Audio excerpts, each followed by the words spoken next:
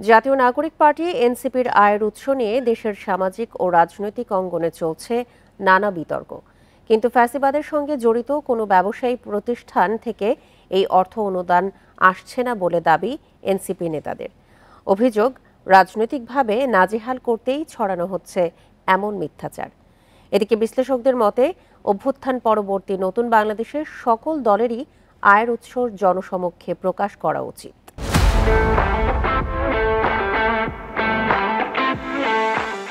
গত ২৮ ফেব্রুয়ারি মানিক মিয়া এভিনিউতে জাঁকজমকপূর্ণ আয়োজনে আত্মপ্রকাশ করে জাতীয় নাগরিক পার্টি এনসিপি।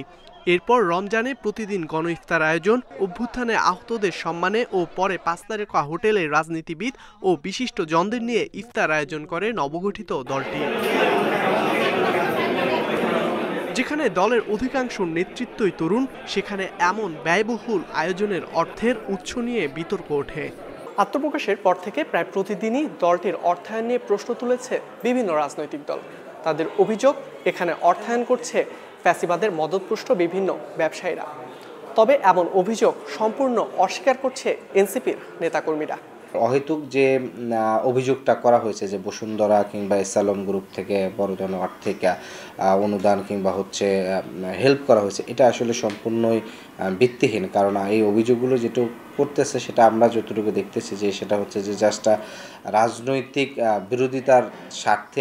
বিভিন্ন মহলের শুভাকাঙ্ক্ষী ও নিজস্ব নেতাকর্মীরাই এখন দলটির মূল অর্থ যোগানদাতা দাবি এনসিপি নেতাদের। ভবিষ্যতে ক্রাউড ফান্ডিং এর মাধ্যমে নেওয়া হবে অনুদান, স্বচ্ছ করা হবে অর্থনৈতিক ব্যবস্থা। দলের একটা ফিনান্সিয়াল পলিসি আমরা অলরেডি খসড়া করেছি। খুব দ্রুতই আমরা এটা আপনাদের প্রেস কনফারেন্সের মাধ্যমে আমাদের আহ্বায়ক সদস্য সচিব জনসম্মুখে হাজির করবেন। আমরা এখানে বাংলাদেশের প্রত্যেকটি নাগরিক থেকে আমরা ক্লাউড ফান্ডিং এর আমরা আহ্বান জানাবো। রাজনৈতিক বিশ্লেষকরা বলছেন, আয়ের উৎস ও ব্যয়ের খাত পরিষ্কারভাবে তুলে ধরলে তা হতে পারে একটি নতুন দৃষ্টান্ত। ফান্ডিং এর বা টাকা পয়সার বিষয়গুলো যদি ট্রান্সপারেন্ট না হয়, এটা তো একটা নিজেদের ভিতরেও তো একটা কি বলা চলে, নিজেদের ভিতরে তো একটা বিভেদ থাকার যথেষ্ট সম্ভাবনা আছে। তারা যদি এটা করে অন্য দলগুলো একটা চাপে পড়ে যাবে এবং তারা সেই বিষয়গুলো আমি মনে করি যে প্রকাশ করতে বাধ্য হবে। এনসিপির পাশাপাশি বড় রাজনৈতিক দলগুলো নিজেদের আর্থিক ব্যবস্থাপনা স্পষ্ট করলে জনগণের গ্রহণযোগ্যতা বাড়বে বলে মনে করেন বিশ্লেষকরা। ইকরামুল কবির, ইন্ডিপেন্ডেন্ট নিউজ, ঢাকা।